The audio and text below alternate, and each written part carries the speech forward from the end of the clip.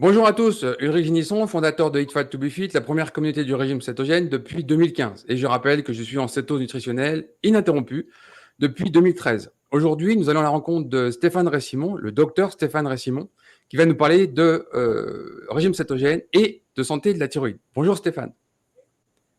Bonjour à tous et à toutes, bonjour. Merci d'avoir accepté notre invitation parce que tu es un peu le spécialiste du sujet. Ça me fait vraiment très plaisir de parler avec toi de ce sujet-là. Alors, peux-tu nous rappeler déjà qui tu es rapidement, ce que tu fais dans la vie, ce que tu fais pour aider les gens pour retrouver une parfaite santé? Alors en gros, je suis un médecin belge qui a fini la médecine en 85, donc ça fait 36-37 ans que je suis médecin.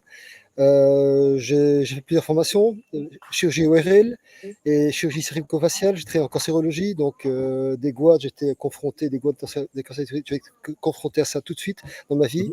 Et donc, et puis après, j'ai fait plein de formations en nutrition, micronutrition, en hormonologie. Et je donne pas mal de cours de formation en hormonaux, des conférences sur plein de sujets différents. Mais j'ai pas encore fait de sujet sur la cétose et la thyroïde, donc ça m'intéressait de participer à ta proposition parce que ça m'a permis de revoir certaines choses et voilà, j'étais dans le bon. Donc voilà. Et Tu es alors, vraiment, un des la pionniers petite sur la histoire. médecine fonctionnelle. C'est-à-dire, concrètement, pour les gens qui ne savent pas ce que c'est, on voit on voit une médecine aujourd'hui moderne qui échoue. Et la médecine fonctionnelle, c'est vraiment aller rechercher l'origine des maux, trouver comment le corps fonctionne correctement, faire beaucoup d'analyses microbiologiques, hormonales, etc., pour trouver la vraie origine des maux. Et ça, c'est un vrai métier aujourd'hui. Alors, il y a quelques jours, j'avais compté, j'étais à plus de 130 conférences sur la thyroïde en plus de 30 ans, donc j'en fais beaucoup. Je connais un peu le sujet. Ouais. Alors, parlons on va rentrer directement dans le vif du sujet. Juste pour les gens qui savent, on va essayer de faire le plus simple possible, hein, pour que les gens qui ne savent pas ce que c'est vraiment que la biologie, etc., on va rappeler les bases. La thyroïde, c'est quoi? À quoi elle sert? Ah, c'est une petite glande à la base du cou qui est le chef d'orchestre. Moi, toutes mes conférences actuelles commencent par thyroïde, le chef d'orchestre. Quand elle ne va pas, il n'y a rien qui va. On se perd parfois en traitements multiples et divers. En fait, la thyroïde, qu'elle dysfonctionne, on peut être trop gros, on peut être dépressif, on peut être constipé, avoir une maldigestion, être en dysbiose. Également, elle favorise les problèmes cardiovasculaires, les cancers, vraiment les hypercholestérolémies. Donc elle a un impact sur la sécrétion, sur la synthèse de toutes les hormones stéroïdes au niveau mitochondrien. Donc quand la mitochondrie n'a pas assez de T3 thyroïdienne, l'hormone active, elle synthétise moins de cortisol, de DHA, de testo, d'hormones féminines. Donc cette thyroïde, il faut d'abord la régler et puis penser au reste après. Sinon, on se perd en traitements multiples et variés. Oui, moi j'en ai souvent parlé avec la perméabilité intestinale. On voit très bien qu'il y a une hypothyroïdie qui s'installe, hyperperméabilité intestinale, et puis après, en cascade, maladie auto-immune qui s'installe, des allergies alimentaires, etc. Et donc, pour rappeler aux gens, cette thyroïde, elle s'organise autour de plein d'hormones, TRH, TSH, T4, T3. Est-ce que tu peux nous faire un rappel rapide Alors de en toutes gros, ces hormones? Parce qu'aujourd'hui, dans la médecine contemporaine, tout le monde se focalise sur la TSH en ignorant tout le reste, alors qu'en fait, c'est un bilan global qui est intéressant. alors, je vais donner une réponse simple, rapide et précise. La TSH, bullshit. La D'accord. TSH n'a strictement aucune importance. Or, la plupart des médecins, je vois dans mes conférences, dans tous les cours que je donne, ils se basent sur la TSH pour dire que le patient va bien ou pas bien. Donc la TSH, bullshit, ça sert à rien. Sauf, moi, ça me sert à ce que quand je traite bien un patient, elle soit indétectable à 0,0. Là, je suis très content. Je me dis que j'ai probablement fait du bon boulot. Maintenant, après, je m'interroge au reste. Alors, en gros, l'hypothalamus envoie la TRH stimuler l'hypophyse et l'hypophyse envoie la TSH taper sur la thyroïde. La thyroïde, c'est là, c'est diode, ce qui arrive très rarement dans les pays développés actuellement, puisque 90% de la population, au moins, est en déficit en iode. Eh bien, si acide iode est tyrosine, donc tyrosine, acide aminé, qui sert également à faire la noradrénaline cérébrale, la PCNGEDH et la dopamine, joie de vivre, mémoire, concentration, motivation. Eh bien, cette tyrosine, elle doit être prise principalement le matin, donc c'est les protéines matin qui sont capitales, pour pouvoir générer les hormones thyroïdiennes. Et une fois que la thyroïde envoie dans le sang une hormone inactive qui est la T4, puisque la T3, l'hormone active est très peu sécrétée par la thyroïde, mais les tissus périphériques, donc le foie, l'intestin, le cerveau, les muscles et ça, vont donc transformer la T4 inactive en T3 active, moyennant des déséoïdases, on retire un atome d'iode, et ces déséoïdases, il y en a 3, et génétiquement, on peut avoir plus ou moins de l'une, et des variants génétiques, ou en cas de pathologie, de stress prolongée ou de maladie, on peut avoir la désidose 3 qui prend le dessus et qui convertit la T4 en T3 inactive qui freine la thyroïde qui s'appelle la reverse T3. Voilà en gros le schéma théorique du fonctionnement de la thyroïde. Alors, c'est super important parce que pour faire simple, je vais essayer de résumer ce que tu dis pour vraiment les gens qui connaissent rien du tout. Nous avons une glande dans le cerveau qui envoie un ordre à la thyroïde, production d'hormones thyroïdiennes. Nous avons une possibilité, nous avons des hormones thyroïdiennes qui s'appellent principalement T4, qui sont, pour faire simple, inactives. Elles doivent être converties par le foie, principalement grâce à des micronutriments. Donc, je rappelle l'importance des micronutriments, l'importance des macronutriments, l'importance des protéines pour toutes ces hormones. La T4, son micronutriment principal, c'est l'iode. Et aujourd'hui, on a une carence manifeste en iode en Occident. Et après, on a un deuxième micronutriment super important pour passer de T4 à T3, c'est le sélénium. Et on va en parler après des micronutriments importants, mais pour moi, c'était déjà… Et pas que, parce que pour travailler la T4 et T3, il faut également de la B12. 90% des plus de 50 ans sont carencés en B12, 80% des moins de 50 ans. Également du magnésium, 100% quasiment de la population est déficitaire en magnésium. Il faut également du manganèse, du molybdène beaucoup plus rare. Donc il faut toute une flopée du zinc également, 80-90% de la population est en zinc. Donc je dirais actuellement, dans les pays développés, que ce soit les États-Unis, l'Europe, il est impossible d'avoir un fonctionnement thyroïdien normal, impossible sans complémentation. C'est devenu impossible. Ouais, par contre, moi j'ai toujours dit qu'on pouvait le faire avec la nourriture. Par contre, j'ai dit que c'était difficile. Parce que clairement, il faut mettre tout un tas d'aliments, des moules, des huîtres, par exemple, dans toutes les semaines. Il faut mettre du foie de morue, il faut mettre des aliments qu'aujourd'hui les gens ne mangent plus. Donc c'est ça la difficulté. Oui, je suis d'accord. Alors, un point important, parce qu'aujourd'hui, la fonction thyroïdienne, elle est seulement vérifiée sur la TSH et seulement en prise de sang. Et on est tous d'accord, enfin, les gens qui sont un peu informés, pour dire que c'est aussi du bullshit. Donc, quelle est ton approche urine de 24 heures pour faire un bilan thyroïdien? Comment ça marche pour toi? Disons que dans les thérapeutes à qui je donne mes cours, les conférences que je donne, je dis toujours, voilà, moi, je suis heureux quand un patient n'a plus de symptômes d'hypothyroïdie. Donc, en gros, les hypothyroïdiens, ils sont fatigués le matin, il faut des cafés pour se réveiller, ils peuvent être constipés, frilosité, cheveux fragiles, l'estomac qui est en ralenti, enfin, bradypsychie, enfin, il y a le cholestérol élevé, l'homocystine élevé, enfin, il y a plein de symptômes. Et moi, je suis content que mon patient, au bout de 10-15 jours, il a 0 symptômes. Il passe de 20 ou 15 symptômes à 0. Pour moi, c'est une réussite. Je me base là-dessus. Donc, sur le mois d'expérience clinique, sur moins d'expérience clinique que moi, on peut s'aider de tests biologiques, donc tests sanguins, donc on dose la TSH, parce que la T3 et la T4 vont rétro-inhiber, donc on va freiner la TSH. On peut se baser également sur des urines de 24 heures, et là, dans une de 24 heures, il n'y a qu'un test qui est valable, c'est la T3 libre sur 24 heures, parce qu'elle est corrélée au nombre de symptômes d'hypothyroïdie. La T4 n'est pas corrélée, on peut avoir 2, 6, 8, 10, 12 symptômes. La T4, elle est la même, par contre la T3, elle est relativement corrélée. Et donc j'ai des collègues qui utilisent facilement ces tests urinaires. Ils ont raison, si ça leur convient, il faut le faire. Moi, je ne demande jamais. Mais quand j'en ai des patients avec les tests faits, j'en profite évidemment. D'accord. Et donc, on en revient à l'importance de la clinique, parce qu'il y a beaucoup de gens, en fait, comme ils se focalisent sur la TSH, votre TSH, elle est pas dans la norme, bim, hop, diagnostic d'hyperthyroïdie ou d'hypothyroïdie. Et toi, tu te focalises sur la clinique, c'est-à-dire quel est l'état du patient, qu'est-ce qui se passe. Exactement. Et d'ailleurs, c'est d'ailleurs lui qui va gérer son traitement pour gérer son traitement s'il est hormonal. Il va multiplier son traitement dans les jours qui suivent la consultation et puis il va arriver un jour en disant génial, maintenant je me réveille le matin, j'ai plus besoin de 3 cafés de Red Bull pour me réveiller. Tiens, génial, mon moral, j'étais dépressif le matin, c'est terminé. Tiens, en journée, je devais bouger pour ne pas m'endormir, mais non, ça marche tout seul. Tiens, j'étais frileux, mais maintenant j'ai plus mes 3 pulls et mon bonnet et mon écharpe, c'est bon comme ça. C'est ça, c'est ce que j'applique, c'est ce que j'enseigne à mes patients hypothyroïdiens pour qu'ils se gèrent eux-mêmes leur traitement. Ouais. Alors, moi, je pense que je peux qualifier, j'utilise le mot, je qualifie aujourd'hui l'hypothyroïdie de véritable épidémie. C'est-à-dire que quand on voit le nombre de gens qui ont à peu près tout le temps les mêmes symptômes, chez la femme en particulier, j'ai l'impression que la femme est beaucoup plus touchée que l'homme. Est-ce que toi aussi, tu penses que c'est aujourd'hui une épidémie qu'on n'avait pas il y a un siècle et demi ou 2 siècles? Alors, je me souviens des années 80. 86, j'étais en formation en France, ça s'appelle interne en chirurgie faciale. Donc, je faisais ma formation en ORL qui durait 5 ans. Et à la louche, j'ai l'impression, parce que je gérais les consultations thyroïdes, post-cancer thyroïde, chirurgie thyroïde, thyroïdectomie, etc. J'ai l'impression qu'on avait quelques pourcentages de personnes en hypothyroïdie dans les tout venants, donc des personnes qui n'avaient pas été opérées mais qui arrivaient en consultation. Et maintenant, c'est plus de 95% de mes patients sont en hypothyroïdie. Donc, quand j'ai des jeunes, des moins jeunes, des plus vieux qui viennent en consultation, eh bien, je tombe sur 95%. Mais j'ai un recrutement qui est biaisé puisque je suis un peu pointu là-dedans. Donc, c'est vrai que je crois que dans la médecine de ville, médecine générale, on doit être à 90% si on cherche. Mais malheureusement, si on se base sur tout le monde s'accorde sur des normes ou des façons de faire un diagnostic. Aujourd'hui, c'est pas le cas. Il y a beaucoup de gens qui sont en hypothyroïdie qui ne sont pas diagnostiqués. Exactement. Ouais. Et ils sont sous Prozac, statine, antiacide, ils sont trop gros, ils sont dépressifs. Voilà, Oui, oui, c'est ça le problème, c'est qu'en fait, la manifestation de l'hypothyroïdie, c'est-à-dire la fonction thyroïdienne qui est vraiment en berne, la manifestation, les gens, ils passent à côté parce qu'ils voient pas le lien avec la thyroïde. On passe souvent à côté, c'est ça le problème. Les gens, ça leur vient pas tout de suite à l'idée.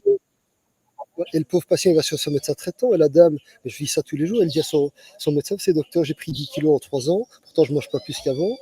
Je suis une frileuse, je perds mes cheveux, j'ai plus de libido. Mon médecin m'a déjà trouvé un cholestérol élevé. Et puis le médecin, s'il n'est pas bon, il va faire un dosage de TSH et dire à cette patiente, Madame, votre TSH est bonne, tout va bien, au revoir Madame. Et la pauvre dame, elle revient un an après, elle a encore pris 10 kilos de plus, encore plus déprimée. Et c'était bêtement. La combinaison des symptômes que j'ai donnés, c'est typique, c'est l'hypothyroïdie, il n'y a rien d'autre qui donne ça. Oui. Et en plus, après, il y a une mauvaise prise en charge. Enfin, j'estime que c'est une mauvaise prise en charge avec de la T4 qui est donnée aux gens qui sont en hypothyroïdie, mais on ne s'occupe pas du reste. On ne s'occupe pas de la T3R, la conversion en T3, du sélénium, de tous les micronutriments. Tout le monde s'en fout. Mais c'est vraiment un énorme scandale parce que, alors je le dis ici au public, tout ce qui est L-thyroxine, lévothyrox, ancienne nouvelle formule, T-CAPS, E-thyrox, oubliez ça, ça ne marche jamais. J'ai peut-être 5-6 patients par an, et j'en vois tous les jours beaucoup, qui sont bien avec ce genre de traitement. Donc ça ne marche en général pas du tout. En gros, on peut comparer la T4 au mazout de la cuve à mazout à la maison. Génial, on a 10 ml de mazout, tout va bien. On oublie d'allumer la petite lumière de la chaudière, la petite veilleuse. Donc en gros, comment est-ce que ces 10 ml de mazout peuvent servir à quelque chose? Ça ne sert à rien. Donc il faut aussi une T3 qui est la petite veilleuse. Ouais. Ouais, c'est impossible. Et je voudrais sensibiliser les gens pour expliquer que vraiment tout ça, ça marche en symbiose. Tout est équilibré. On ne peut pas se focaliser sur un seul micronutriment parce que si on passe avec celui d'à côté, l'étape d'après, en fait, elle ne peut pas être remplie. On a besoin de briques de construction. Chaque brique de construction est transformée. C'est une chaîne très précise. Et s'il manque un micronutriment, s'il n'y a pas assez de protéines, à la fin, ça ne marche pas, quoi. Donc, c'est ça. Il faut avoir une vision globale. Ouais. Ouais. C'est le grain de sable qui peut tout bloquer. Il suffit qu'il manque de sélénium, par exemple, et bien tout capote. Il n'y a plus moyen de faire cette T3 active par des UDS sur la T4. Tu vois, en régime cétogène, moi, j'ai incité tout le monde à utiliser l'application Chronometer. Alors, fonction gratuite, elle fonctionne très bien. Ça permet de rentrer ses aliments et de voir un petit peu où ça cloche. Je vois beaucoup de gens qui ont des carences en manganèse, par exemple, sur du régime cétogène. Oui. Donc, j'ai alerté, j'ai dit attention aux manganèse. Voilà. C'est un point important de savoir où sont les micronutriments dans son assiette. Et quand il n'y en a pas assez dans son assiette, utiliser un supplément parce qu'il ne faut pas entretenir une carence. Ça, c'est important. On peut peut-être parler de la thyroïde d'Hashimoto parce que c'est pareil, une pathologie auto-immune qui attaque la thyroïde et on en voit de plus en plus. Alors le Hashimoto, je dis toujours dans mes confs qu'avant j'en voyais peut-être une tous les X semaines, tous les 2 mois. Maintenant j'en vois 3-4 par jour. Donc ça a explosé. C'est une maladie auto-immune où l'immunité s'est déréglée, on fait des anticorps contre soi, et en l'occurrence la thyroïde. Ça aurait pu être la sclérose en plaques avec la myéline, ça aurait pu être les articulations avec une polyarthrite, ça aurait pu être le pancréas avec un diabète type 1, c'est une maladie auto-immune. Et ces maladies auto-immunes sont en explosion. Alors, si je peux le dire, j'espère que ça ne peut pas être censuré, mais je veux dire, on a une explosion auto-immune depuis 3 ans, depuis que le vaccin Covid est sur le marché. Ça a explosé, mais faramineux. Je ne parle même pas des cancers, des problèmes cardiovasculaires, c'est énorme. Mais ces maladies auto-immunes ont explosé déjà depuis les années 80 jusqu'à les années 2020, avant que ce virus n'arrive. Et simplement, qu'est-ce qui fait que l'immunité est bien régulée? Il faut du cortisol. C'est une hormone surrénalienne qui vient avec l'âge. Le cortisol régule l'immunité. Pas de cortisol, pas d'immunité. Trop de cortisol, pas d'immunité. Il faut un juste milieu. Également la vitamine D, qui entraîne une immunomodulation. La vitamine D est très immunostimulante quand elle est là. Et si l'immunité se dérègle, elle est immunomodulante. Eh bien, je peux affirmer, parce que j'ai écrit un bouquin là-dessus, que aux éditions Résurgence, vitamine D et K2, je peux affirmer que 80% des morts par Covid sont dus à un manque de vitamine D. Tout simplement. Oui. Alors, pourquoi est-ce que toutes les personnes qui étaient aux soins intensifs lors du premier virus, le seul vrai, pourquoi ils étaient tous intubés? C'était tous des personnes obèses. Et comme la vitamine D est lipophile, elle laisse planquer dans le gras, dans les membres, dans le ventre, partout. Elle n'était plus dans le sang pour remplir son rôle d'immunité. Et la troisième cause d'explosion des maladies auto-immunes, c'est simplement la dysbiose intestinale, la mauvaise flore intestinale. Elle est responsable de 60 à 80% de l'immunité. Et quand on est une dysbiose, parce qu'on mange du gluten, de l'avoine, du lait de veau, des faux sucres, ou bien parce qu'on mastique mal, ou parce qu'on n'a pas le gène FUT par exemple, eh bien cette dysbiose entraîne une dysfonction immunitaire et une baisse de l'immunité. C'est pour ça que ces pauvres gosses à qui on file des tartines choco le matin, de l'avoine ou des Kellogg's, eh bien ils sont tous des dysbioses, ils ont mal au ventre, des crampes, des ballonnements, et ces pauvres gosses, ils sont voilà, ils ont peut-être plein de problèmes de santé, ils sont plein d'inflammation, donc ils ont des infections à répétition, ils n'ont pas de dopamine, troubles d'attention, pas de mémoire, pas de concentration. Et le vrai problème, en fait, c'est de casser les boucles de rétroaction. Parce que quand tu arrives sur une personne qui a tous ces problèmes, c'est-à-dire manque d'acidité gastrique, qui mange trop vite, qui est stressée, qui a une dysbiose intestinale, etc., arriver en disant on va essayer de prendre problème par problème, c'est-à-dire retrouver de l'acidité gastrique pour une bonne gestion des protéines, retrouver une bonne assimilation des micronutriments, etc., c'est des boucles de rétroaction qui sont pas faciles et à faire dans le bon ordre. Parce qu'il y a plein de choses à faire. Par exemple, je vois plein de gens, ils arrivent avec ces problèmes-là, bim, et ils ajoutent des probiotiques. Mais des probiotiques sur un terrain qui est déjà qui fait trop de fermentation, bah, c'est juste rajouter de l'huile sur le feu. C'est-à-dire, si on n'a pas résolu le problème de l'acidité gastrique avant, etc. Donc, c'est pour ça qu'il faut les faire dans le bon ordre, les interventions. Ouais. Et tu as tout à fait raison, parce que moi, ce que je vois tous les jours, plusieurs fois, sont des patients qui ont ce qu'on appelle une gastroparésie. Donc, ils mangent, et puis à la fin du repas, l'estomac gonfle, ils ont l'impression d'avoir un blocage, que pendant des heures, ils sont en train de digérer, ils sont en train de ruminer, ils font des rots, voire ils font un peu d'acide qui remonte. Et donc, simplement, ces personnes ont une fermentation de l'estomac, des sucres, des glucides, par hypofonction de l'estomac. Donc, c'est-à-dire que l'estomac, il doit envoyer des enzymes pour digérer les protéines, trypsine, chymotrypsine, de l'acide pour également aider à diluer les protéines, mais également, et ça c'est sous contrôle principalement de la T3 thyroïdienne. Et la T3, elle stimule également le pancréas à stimuler toutes les enzymes qui vont digérer les sucres, mais également la fonction biliaire, synthèse de la bile et cholérétique, la ségrégation de bile. Donc quand on est hypothyroïdien, non traité, on est ralenti de l'intestin, de l'estomac, gastroparésie, on digère mal, on envoie des morceaux de protéines non digérés dans l'intestin, ce qui donne des formes de putréfaction, on envoie des sucres non digérés, ce qui donne des formes de fermentation, on voit des candidoses. Et donc, aller ajouter des probiotiques là-dessus n'a aucun sens, et même des prébiotiques, ça n'a aucun sens. On peut faire qu'aggraver les problèmes de ballonnement ou autre quel patient. Il faut d'abord régler le problème thyroïdien. Alors maintenant, attention qu'une thyroïde, c'est pas la solution à tous les problèmes. Moi, j'ai 62 ans. Ben, je veux dire, je suis hypothyroïdien depuis très très longtemps parce que j'ai mangé du fluor quand j'étais gosse. Voilà, soit faute au pédiatre qui avait donné ça à mes parents. Mais je veux dire, j'ai aussi un vieil estomac qui a 62 ans. Donc, je m'aide quand même par des enzymes digestives, de l'acide chlorhydrique à chaque repas. Voilà. Il n'y a pas que la thyroïde, mais c'est quand même 90% du problème.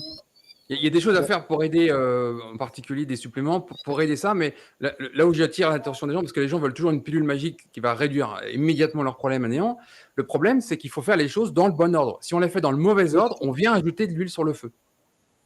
Voilà. Et il faut tout faire en même temps, c'est-à-dire qu'on me pose souvent la question, les thérapeutes me disent, tiens, bon, je commence par quoi? Par la flore, je commence par la thyroïde, je commence par l'alimentation, la micronutrition, pas du tout, il faut tout faire en même temps, en une consultation. Il ne faut pas venir 10 fois et se dire, je vais régler ça, et puis ça ne marche pas comme ça ne marche pas tout court.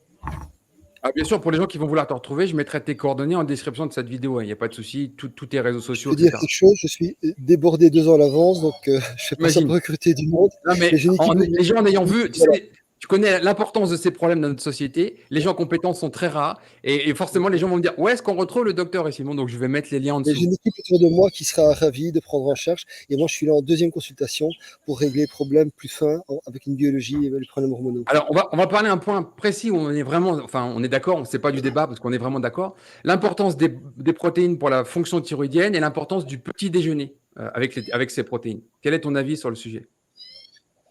Alors, là, je suis en vacances ici dans une île de l'hémisphère sud.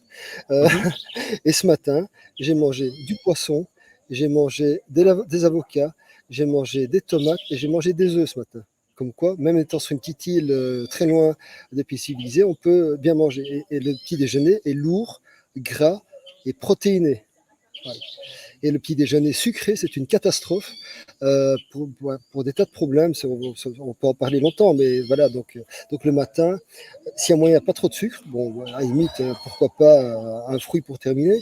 Mais je veux dire, il vaut mieux du low carb, voire du cétogène. Mais ça, c'est le petit déjeuner pour et puis vraiment, la clé, c'est les protéines. Ouais.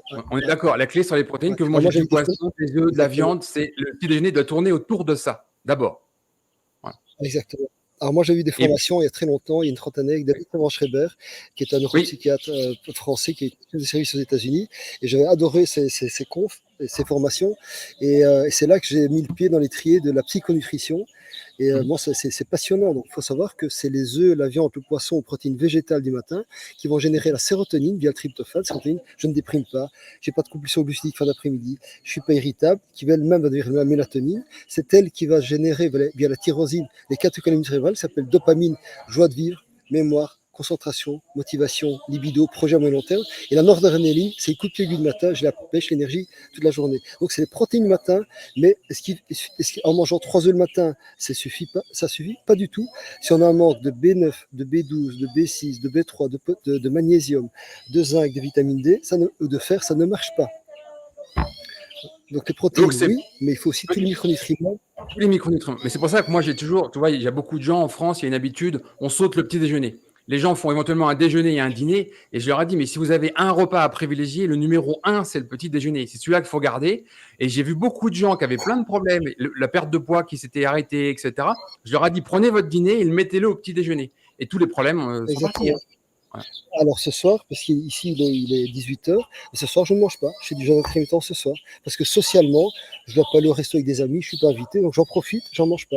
Donc, et alors par exemple, c'est rigolo parce que le propriétaire du lodge où je suis ici, donc je suis à Madagascar, c'est un Belge d'origine, et puis on se connaît depuis longtemps, il me dit, écoute Steph, ça va pas moralement, je suis pas bien, je déprime. J'ai dit, t'as mangé quoi ce matin? Ah non, non, je fais du jeûne intermittent le matin. J'ai dit, écoute, désolé, tant que tu me feras ça, moi je ne sais pas t'aider. Ouais. Et le jeûne intermittent, en fait, il a été mal compris parce qu'on peut faire du jeûne intermittent, mais pas n'importe comment et pas n'importe quand. Moi, j'ai dit, passez déjà d'abord sur un régime cétogène avant, un régime réduit en glucides, parce que faire du jeûne intermittent quand on mange 400 grammes de glucides par jour, ça n'a pas de sens. Et après, privilégiez le petit déjeuner d'abord, en premier, même si vous faites qu'un repas, c'est celui-là. Si vous en faites deux, vous faites le déjeuner aussi, et puis vous sautez le dîner. Alors moi qui suis hyper sportif, hein, je cours, je fais de la muscule, je fais des tas je mange hyper peu de féculents, donc c'est très très très très peu. J'ai pas besoin de ça, on n'a pas besoin de manger des féculents à chaque repas, c'est une fausse croyance, on n'a pas besoin de ça.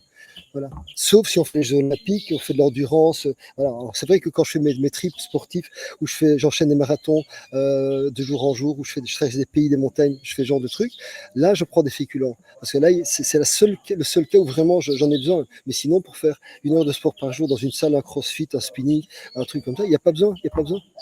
Et même, on peut aller plus loin. Tu sais, j'ai publié plein de témoignages. Moi, j'ai travaillé avec 18 champions du monde dans plein de sports. On peut aller sur une vision vraiment radicale. Les glucides servent strictement à rien.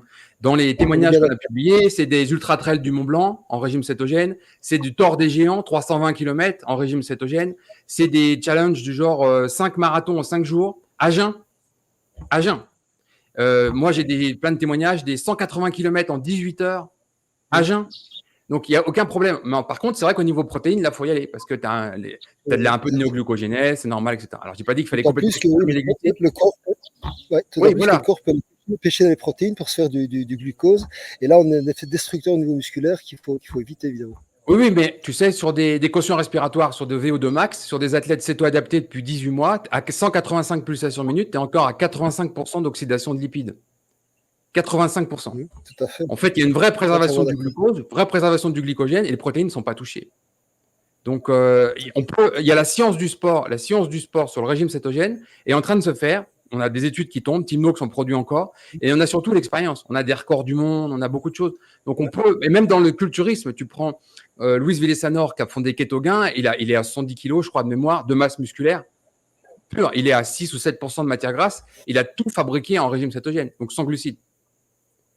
On peut le faire. Alors, si tu me permets de rebondir, parce que j'ai quand même des informations que tu as probablement, mais quand je disais que les tests sanguins pour déterminer l'hypothyroïdie ne servent à rien, la TSH bullshit, la T4 bullshit, la T3, c'est peut-être la valeur à laquelle j'accorde le plus d'importance.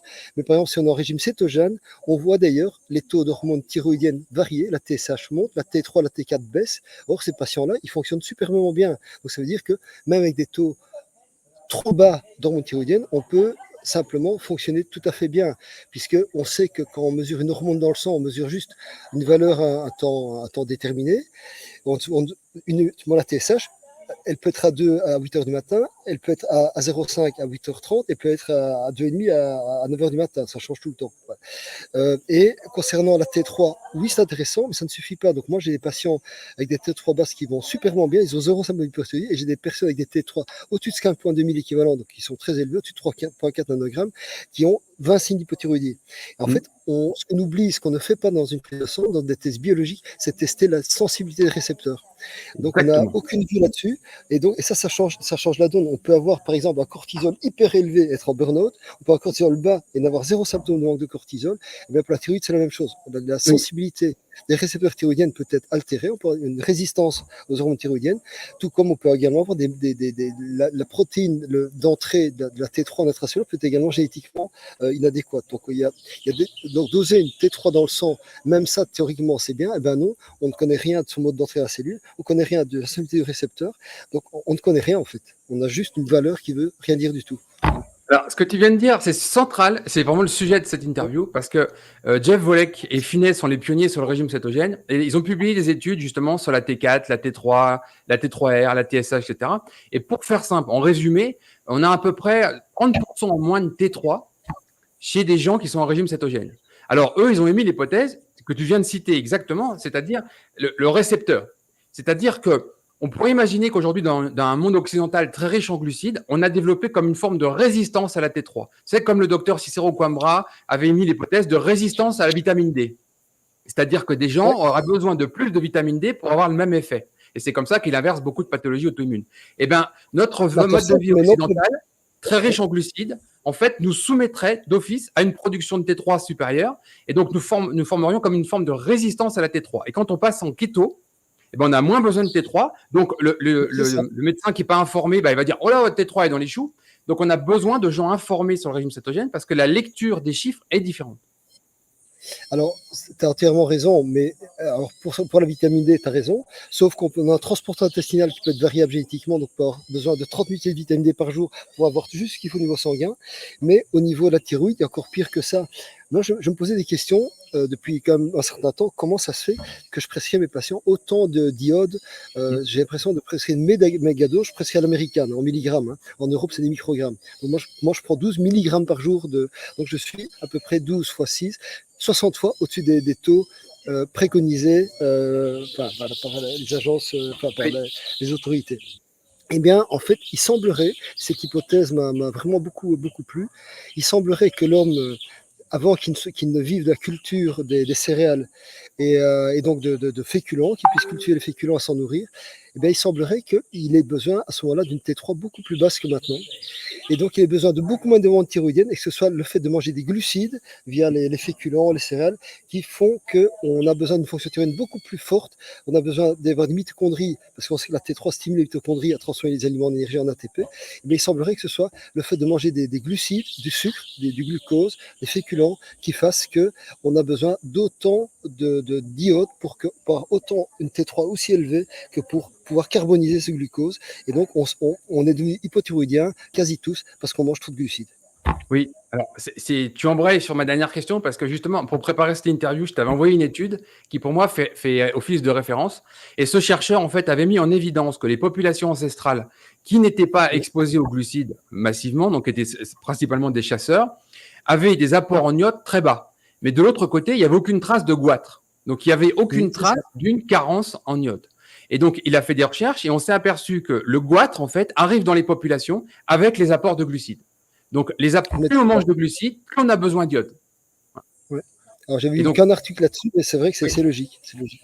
Ça fait sens quand tu y réfléchis, parce que quand on regarde les apports en iode de ces vraies populations ancestrales, ils étaient très bas et il n'y a vraiment aucune trace d'iode. Ça me fait un peu penser aux travaux de Weston Price, quand il avait été voir les populations ancestrales il y a un siècle. Il s'était aperçu qu'il n'y avait pas de carie dentaire, bon développement de la mandibule, etc., qui était déjà totalement lié avec les micronutriments et les macronutriments. On le voit très bien. Donc, ça serait presque une épidémie de notre siècle, hypothyroïdie, Hashimoto, besoin d'iode supplémentaire, alors que l'origine, en fait, vient d'un problème de macronutriments. On mange trop de glucides dans notre société et ça impacte la production de l'évaluation en micronutriments. Ouais. Alors, pour le public qui nous écoute, quand même, il faut préciser que, parce qu'ils vont se dire, oui, donc si je manque d'iode, je dois nécessairement avoir un goitre. Pas du tout. Moi, des goitres, j'en ai peut-être un par mois ou tous les 2 mois, alors que des carencés en iode, c'est 90-95% de mes patients sont carencés en iode. Donc il faut oublier que l'iode, on des goitres comme ça, c'est un Oui. truc, un vieux truc, il y a des carences encore plus graves que ce qu'on a maintenant, qui ont été partiellement comblées. Voilà. Et l'iode sert à plein d'autres choses. Donc avec un iode bas, on a une faiblesse musculaire, on a des problèmes d'estomac, puisque le film protecteur de l'estomac n'est pas synthétisé.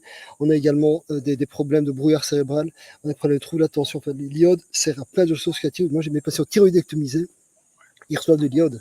Donc on n'a pas besoin de l'iode que pour la thyroïde. Voilà, ça précise-le parce que beaucoup de gens ne le savent pas. Moi, j'en ai parlé avec des gens qui ont une thyroïde qui a été retirée, ils ne le savent pas. Les gens ont besoin de savoir que même dans ce cas-là, on a besoin d'iode parce qu'il y a plein de tissus qui ont besoin d'iode. Par exemple, chez la femme, le sein, c'est super important. Le sein a besoin d'iode et on peut prévenir une grande partie des cancers du sein avec des apports adéquats en iode. Ça, c'est important à dire.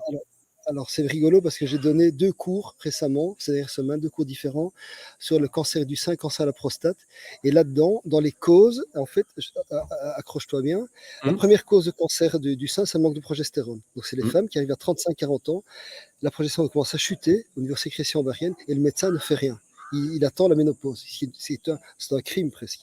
La deuxième cause de cancer du sein, c'est le manque d'iode. La troisième, c'est le manque de vitamine D.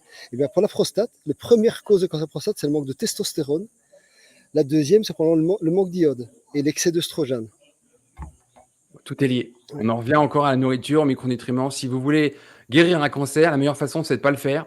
Et pour ne pas en faire un, il faut une nourriture adéquate avec de bons apports en micronutriments.